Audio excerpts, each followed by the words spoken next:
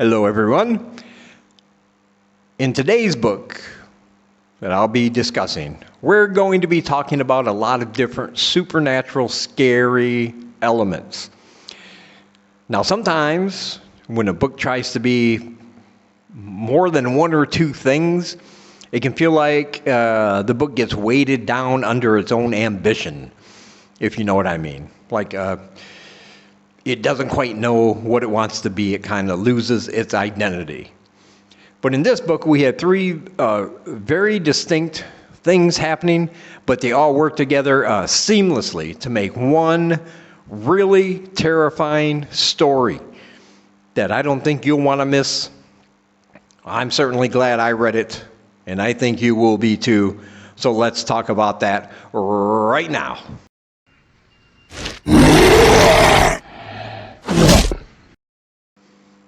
So today we're going to be talking about the book August's Eyes by Glenn Rolfe. I think I pronounced that last name right. If I didn't, I apologize. Good sir, no offense, but I think I did. Anyway, you can see it on your screen, so you know who I'm talking about. August's Eyes is one of those books that I do not recommend waiting until Halloween to read. You should read it and read it right now. But I will say this.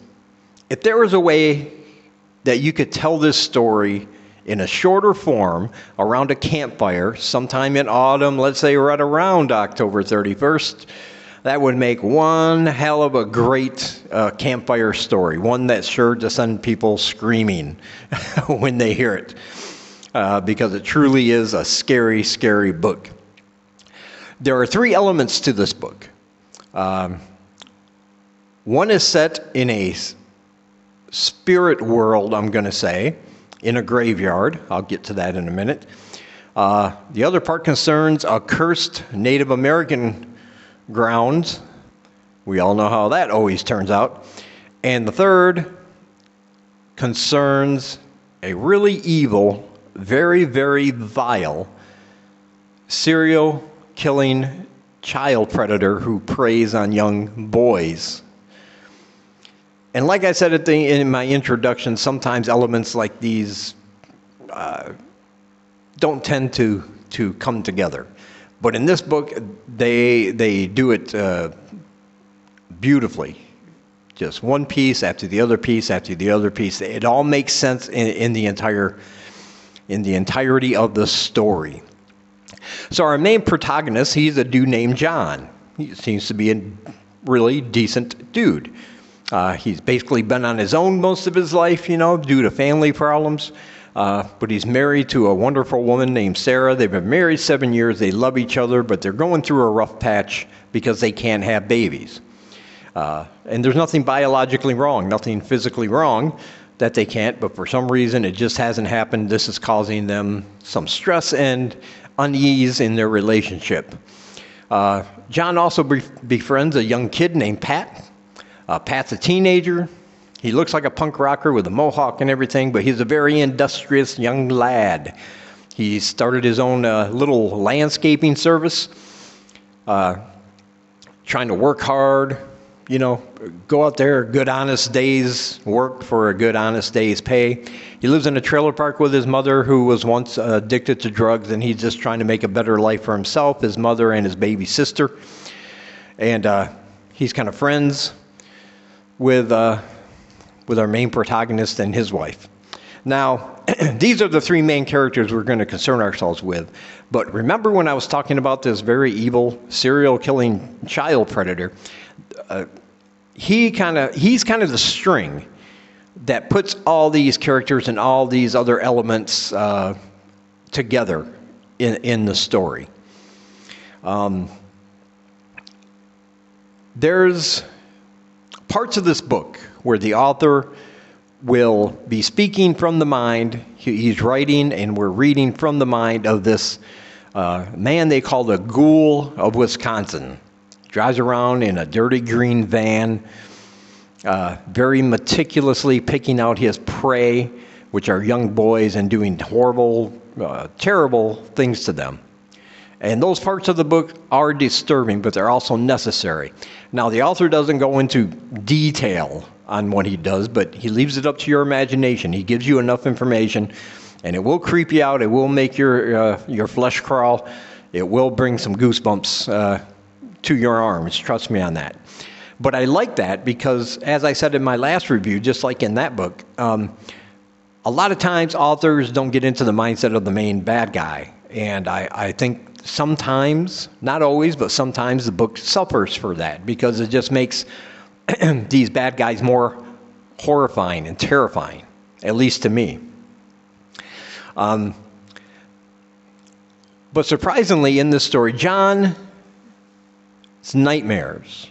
having these nightmares of a place called Graveyard Land. So yes, it's in a cemetery. And in these nightmares he's having every night, there's two characters he sees. One he calls One Eye, because the kid only has one eye. And the other one is named August. Now, August is a creepy little spirit kid, I guess, for lack of a better term. We know he's a spirit. We know he's a ghost. He's supernatural, because this is coming in his nightmares. But he's a really creepy little kid. He seems to be the one in charge of all the other spirits in that graveyard land, but he's under the control of the person they call the ghoul, who sits in a big house overlooking the cemetery where they're all trapped for some reason. And I'm not going to tell you why. We'll get into that. But August has no eyes.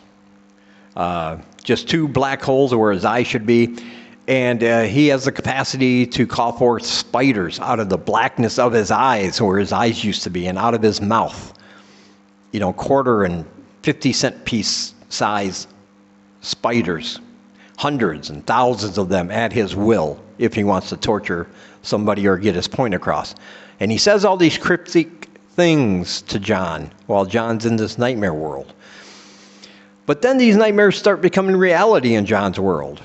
He starts seeing visions of August, and people will say certain things to him in real life, indicating a connection to this nightmare character he encounters.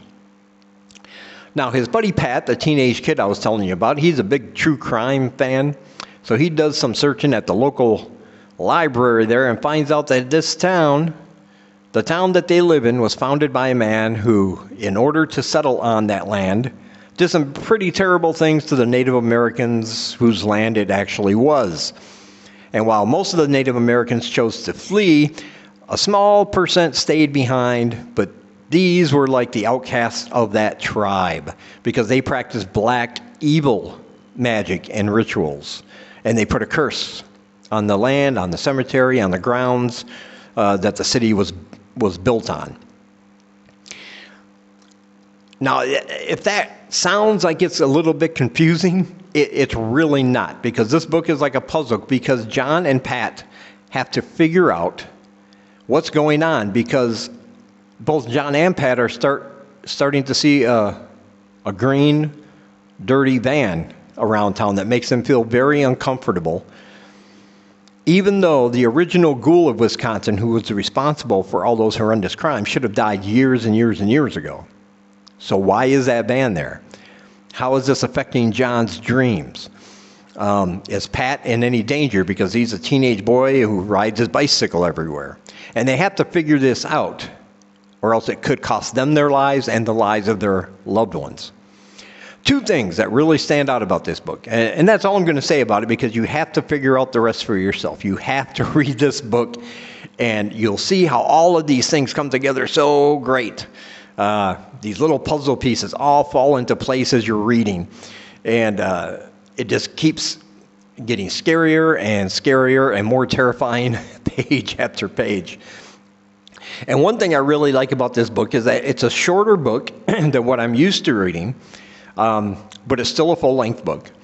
However, the author uses his words wisely. He doesn't spend a whole lot of time with filler words or descriptions. He tells us what we need to know about the characters. We get to know them. We get to know their background. We get to feel what they're feeling. But just when it seems like it's going to be one of those where page after page about a description of a house or somebody's feelings, The author's really good at pulling back and then just moving the story along. And that's the second thing I like is the pacing of this book. This was a very easy book to read because it was so well paced. There weren't any extremely slow spots that slogged the story down. The chapters are shorter than normal. And if you're like me, that's important because sometimes you just got things to do. But I really dread having to stop reading a book and bookmarking it before the end of a chapter. I don't like doing that mid-chapter. I hate it. I just don't like it. But sometimes you got to do what you got to do. And normally when I get back to a book like that, I have to go and reread the whole chapter again to get back in that mindset I was in before I was interrupted. And I just don't like it. But this book, you don't have to worry. The chapters are very short. They're very quick-paced, I guess you could say. Each one ends at a certain point where you feel obligated to start the next chapter because A, you know it's not going to take up a long time, and B, because you have to know what's going to happen next. It's like, you can't stop it here. Something's about to happen. Tell me what that is. So this whole book is about those three things and how they come together as one. And I'm telling you, this is really a great, fun, scary, and at times, when we're talking about this, the ghoul of Wisconsin, when we're getting inside his head, it's a very disturbing read at times. But that's okay because that's what you want. It is a horror book. But as the book progresses and you start putting these puzzle pieces together, the author's giving you these bits of information and it's rattling around in your head, you'll be, Yeah, but that twist at the end, I really, really liked it, how it all came together and what was going on in this graveyard land, how it affected the characters in real life when it started bleeding over. And there's also action in there, a lot of action. At one point, John's wife gets kidnapped by the bad guy, and he has to go and rescue her, and there's a ritual involving digging up bodies in a grave. It's a crazy, crazy book, but it all fits together perfectly. And I think you'll really like it. I know I did. I love this book. I highly recommend it, and I'll leave a link down below to Amazon if you want to purchase it. And as always, let me know what you thought of the book if you've already read it. And, leave me a comment. Let me know what you thought. I really liked it, and I highly recommend it. Also down below, there's a link to my Twitter if you want to follow me on there. I'd love to have you. I'll follow you back. Everything's good. And as always, thank you for taking a little bit of your time and spending it with me. I really, really appreciate the people who watch these videos. I love you guys. Stay safe. And until we meet again, keep reading spooky, my friends.